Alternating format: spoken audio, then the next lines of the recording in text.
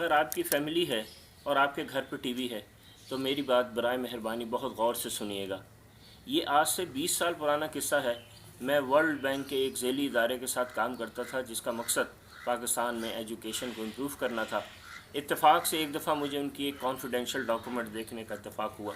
اس میں لکھا تھا کہ پاکستان کی ترقی ان کے حساب سے تبھی ممکن ہے جب یہاں کی عورتوں کو مکمل ویسی آزادی ممکن ہو جیسی مغرب میں ہے۔ اس کے لیے، اس آزادی کو دینے کے لیے انہوں نے کچھ باتیں اس ڈاکومنٹ میں سجیسٹ کی ہوئی تھی۔ انہوں نے لکھا تھا کہ پاکستانی عورت کو یہ ایجوکیٹ کرنا چاہیے کہ وہ اوپر پروگریشن کرے، یعنی وہ پروگریس کرے، اس کے اوپر کوئی گھریلو ذمہ داری نہ ہو بلکہ اس کے سامنے اس کا کیریئر اس کا نصب العین ہو، اس کی فیملی اس کا نصب العین نہ ہو بلکہ اس کا کیریئر، اس کی جاب یا اس کا بزنس اس کا نصب العین ہو۔ دوسرا اس میں لکھا ہوا تھا کہ عورت کو انڈیپینڈنس ہونی چاہیے، آزادی ہونی چاہیے، اس کے اوپر کسی بھی معاشرے کی یا گھریلو قید نہیں ہونی چاہیے، ذمہ داری نہیں ہونی چاہیے۔ اور اس میں یہ لکھا ہوا تھا کہ جب یہ دو چیزیں عورت کو میسر نہ آئیں تو اس کے پاس یہ رائٹ ہونا چاہیے، اس کو پتہ ہونا چاہیے، اس کے پاس یہ طاقت ہونی چاہیے کہ وہ طلاق لے سکے۔ یہ انہوں نے لکھا کہ یہ چیزیں عورت کو حاصل ہونے چاہیے پاکستان میں، اور یہ وہ کیسے چاہتے تھے کہ پاکستانی عورت کو یہ چیزیں حاصل ہوں۔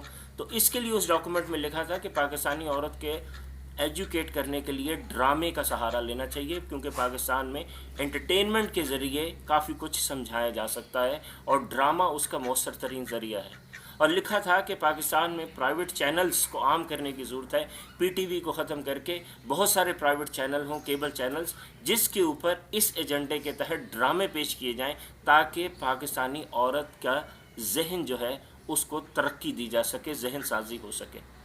فاسٹ فارورڈ کرتے ہیں 20 سال کے بعد، آج میں روزانہ ایسے کیسز دیکھتا ہوں جہاں پہ مرد اور عورت میں ناچاکی ہے اور طلاق تک نوبت پہنچی ہے۔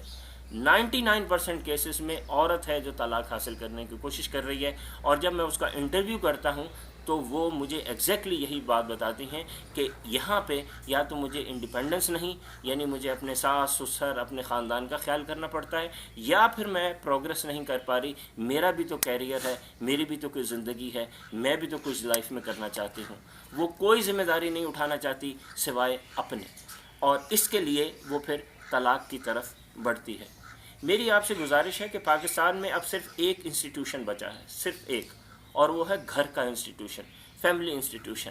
اگر ہم مسلسل اسی طرح یہ ڈرامے دیکھتے رہے تو یہ واحد انسٹیٹیوشن بھی ہمارے کلچر میں تباہ ہو جائے گا، اور اس کو بچانے کے لیے ضروری ہے کہ ہم ایک بات سمجھیں، اور وہ بات یہ ہے کہ ڈرامے انٹرٹینمنٹ نہیں ہیں، ڈرامے ایک میسج کنوے کر رہے ہیں۔ پچھلے سالوں سے، 2 دہائیوں سے جو ڈرامہ پاکستان میں پیش کیا جا رہا ہے اس کے پیچھے وہ میسج ہے جو میں نے ابھی آپ کو بتایا۔